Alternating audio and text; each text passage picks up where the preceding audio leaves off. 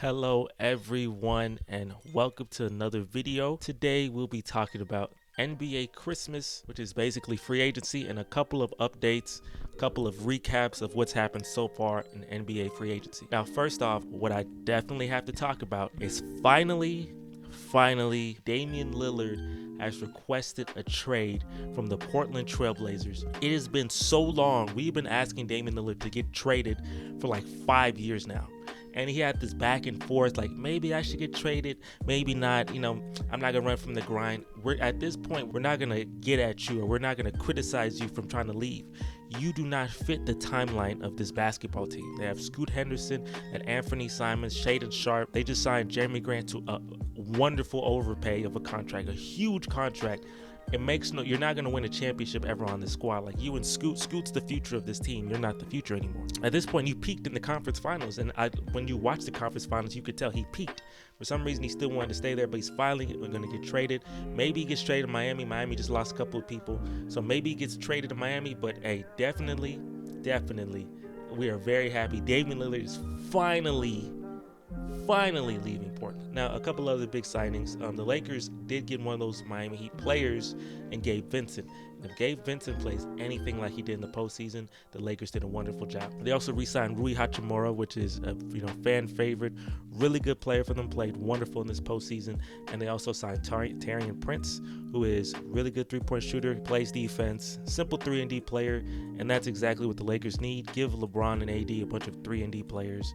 And a guy in Gabe Vincent, he plays anything like he did, then hey, the Lakers might come out pretty well. Another signing that definitely impacted the Western Conference was Bruce Brown leaving the Denver Nuggets and going to the Indiana Pacers. I know on the parade they said, yeah, we're going to get Bruce Brown back here, but he did not come back. Now, we'll see if Christian Brown can maybe step into those shoes. Maybe someone, a younger person that I don't know of, maybe steps in the shoes of Bruce Brown, but that is definitely a pretty big loss. I don't think it cripples the Nuggets. The Nuggets can still, compete for an NBA championship and all. But at the same time, when you lose role players that were as impactful as he was, then definitely, things may not hit the same. So we'll see how that impacts the Denver Nuggets. He went to the Pacers. The Pacers also re-signed extended Tyrese Halliburton. And Tyrese Halliburton, it was 5 years, like $260. So yeah, that man, that's $51 million a year.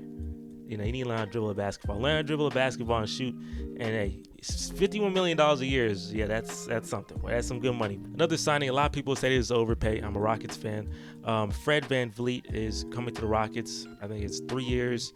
I'll say $120 million, somewhere around there. It's like $43 million a year, essentially. Some people do not like this transaction due to the fact that Fred VanVleet wasn't the most efficient player in terms of shooting percentages. But I really like this transaction. I think this is a guy who's more of a pure point guard.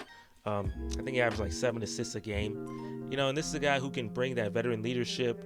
I don't know, some people like maybe he's not gonna play as well without the Toronto defense. But I just say that, we need a point guard who brings good leadership, championship experience, grit. He was an undrafted player, that type of thing, to a team full of young guys who don't know what they're doing really. I mean, if you look, these guys, they're young, so they're going to make mistakes, especially on the court. And you need a guy like Fred VanVleet who's been around the league for a long period of time and knows what he's doing. So definitely that veteran leadership. People say we should have got Kyrie Irving, but I don't know. Kyrie Irving has a little bit of baggage on this thing. He's a great player. He's better than Fred VanVleet. But that extra baggage makes it like, I don't know if he's even going to play the whole season. I think Fred VanVleet's a really good pickup, and we have the most money. Like, we can spend the money. There's nothing else to get. There's no other option. Like, this is the guy.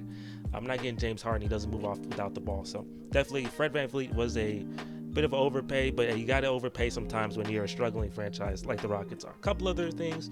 Kyrie Irving had a contract extension with the Dallas Mavericks, which I believe is a win for Dallas, considering the fact that if Kyrie decided to go somewhere else, Dallas would have essentially traded for him, got rid of all their defensive players for absolutely nothing. That would have been an absolute failure and loss for Dallas. So luckily, Kyrie has resigned, and hopefully Kyrie and Luka could become a really good duo. There's obviously a fit issue. These guys are kind of ISO players. Not kind of. These guys are ISO players who Kyrie can move without the ball, but Luka can't. So we'll see see how that progresses. But definitely that's a win. Draymond Green is also staying with the Warriors for a 4-year contract, which it's fitting. Draymond should retire a Warrior. He annoyed all of NBA history with all of his antics and all of his trash talk and all these things. So he should stay with the Warriors. That whole trio should be lifelong Warriors. Retire as Warriors, and y'all go all to the Hall of Fame. Draymond Green at this point of his career is not a guy that really is going to get a lot of money elsewhere. I don't think he's that valuable to other teams as much as he is to the Warriors. So definitely the Warriors re-signing him is a win for them. But Dennis Schroeder, he's going to the Toronto Raptors.